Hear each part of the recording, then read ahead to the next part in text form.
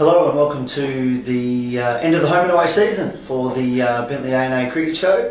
You've got myself, Adam Kane, and Adam Mickelson. How are you, Adam? Good. It's gone quick. I think we said it last week. The year's gone really quick, and to finish up where we have, it's like it's just happened so quickly that and I've looked at it this way. I just think the way the draw was set up, just 4 games after Christmas, for some reason it just seems it goes a bang, doesn't it? Yeah, all of a sudden you're at the end and you finish 4 and 7, and you're thinking about how how many goals Barry Hall's going to kick this year for the Doggies. I'm thinking about 80s in the morning, but that's another story. He'll kick a lot more than Jack Watts, that's for sure.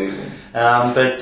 So round 11, and ANA played Kingston Heath and finished the season on a good note, thankfully, defeating Kingston Heath by about 145 runs. Bentley ANA in week 1 made, I think, 9 for 273. With yourself, Adam, top scoring with 84. Good to get some runs at the end of the season. Oh yeah, look, I don't know how many I ended up on, but to finish where we did, 270, it was good. And the pleasing thing about it, again, we had some guys. Luke Morrison made 59. Bigsy, and Bill Biggs was part of a 100-run partnership with yourself, making 48. Yeah, we did what we had to do with the bat, and we probably left about 20 or 30 runs out there, I thought. The position we were in, we could have maybe got to 300, but look, at the end of the day, we won it pretty convincing anyway. And Raz just smashing a few at the end there.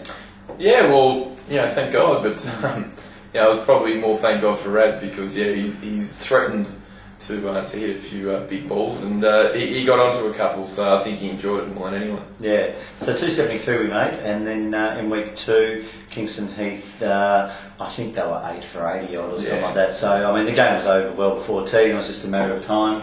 Brad Dolman was the best of the bowlers, taking I think 5 for 34. Great effort for Brad, and a good reward. Yeah. I think it was his first 5 for in Longview Shield.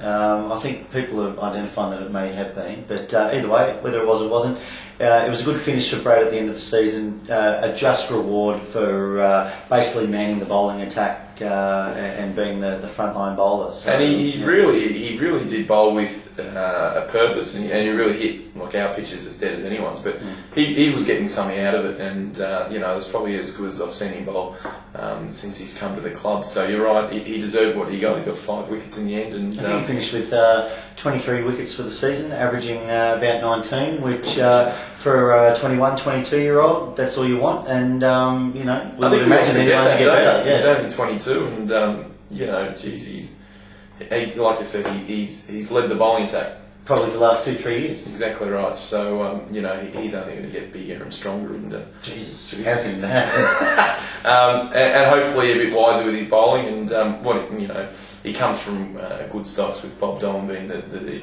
club leading wicket taker with over 600. So 700 now. 700. Yeah. He's taken 100 wickets last 2 years. No, I think he was on about 680 last season, and now he's taken nearly 30 this year, so he's well over 700 club wickets. Good on you, Bob. So, if we can get half of that, I think we're doing okay. But Razmi bowled fantastically as well. It was he took 3 for 34 as well, and after his 6 against Mackie, he's really finished the season on a good note. Yeah, he's probably finished with. I think he finished about 15 wickets he took after about 6-7 games. Yeah, and he would have had a good average as well. He came in at round 5, so I don't think the bowling's been our issue this year. It's always been our batting, and I think our bowling, we can match it with the best of them. So the bowling's been consistent throughout the whole season. It's just been probably one really bad game, and that was against Bentley Uniting, where they made over 300 against us. But besides that, as you say, it's been the batting that's probably let us down. We've had some good games. I guess 3 of note, where we made 300, 290 and 270. And besides that, we've had some shockers where we've made 100, 140 against the Page, and 80 against Mackie, which was just a real kick in the guts. So yeah, those 3 games. And 90 against EC. You're really high and really low. So. It's, and we've talked about it before. We've just got to bridge that gap in terms of the consistency of the guys, and if we can start averaging out 220, 230 as a batting team, you put yourself in a position to win games of cricket. Yeah, and that inconsistency is a signal of, I guess, just sort of like where our batting order is at the moment. And like with yourself, I think our average batting order for the top 7 or 8 is still around 20, 21, 22 years of age. Yeah. Well, the good thing again, we've got another 10 games into James White, Brad Lovell, Bryce Jans. Mike Morris has probably played 5 or 6 more. White is over 300 runs, I think, this year. So, it's fantastic for him. And James was only 16, 17, yeah. So, Brad Lovell makes 100 and first year he's opened the batting. He's only 19. Bryce Jans, who won the bowling award for the first last season, backed up with another good season with the ball this year. He's only 17. So, and the other thing too is when we've come up against the teams that, they're renowned for pushing the kids, the Amigas, the Kingston Heaths. It was interesting. They've only got about maybe 2 kids. It was interesting on Saturday, wasn't it? Because I think I said it the week before on this show that I was really looking forward to seeing the kids, and I think they got some good kids who bowl, Davis and Rayner. I think they'll be a good partnership moving forward. But I think besides young Manning, it was just the same old for the top 6 or 7. It was very, very old, very experienced. I think the opening batter might have been about 20.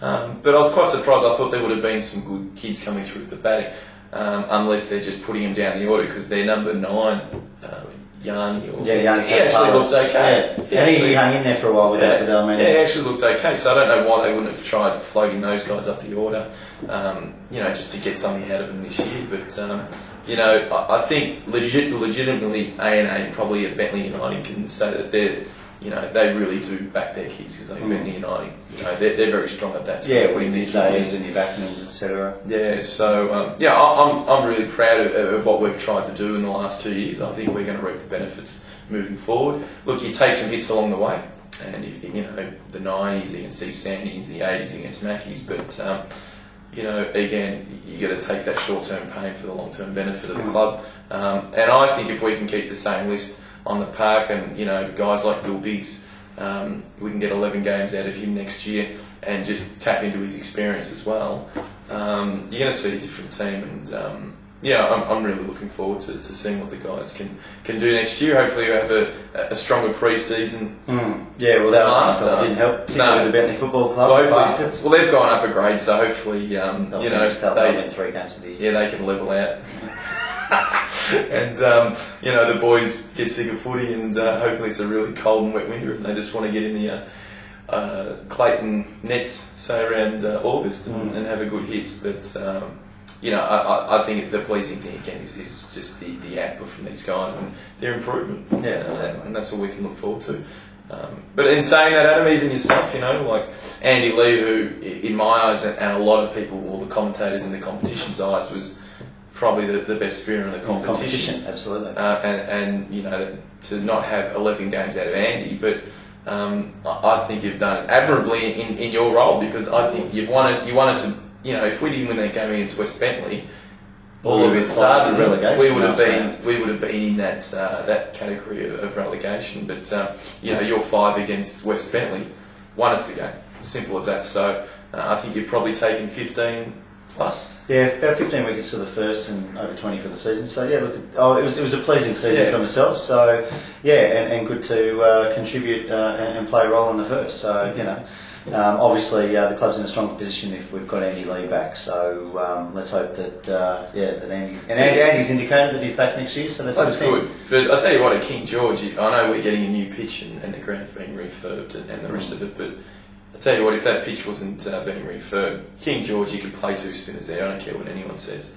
That pitch is just conducive to spin it, and you had a lot of success there. But anyway, so a lot of positives out of this year. There's no point. Look, you got to look at the negatives to improve and work on it. But I think the guys enjoyed themselves come the back part of the year after winning the 2020. Gave them a bit more, spirit about the game and wanting to play. Yep. And I think that showed after Christmas. Besides one game. So.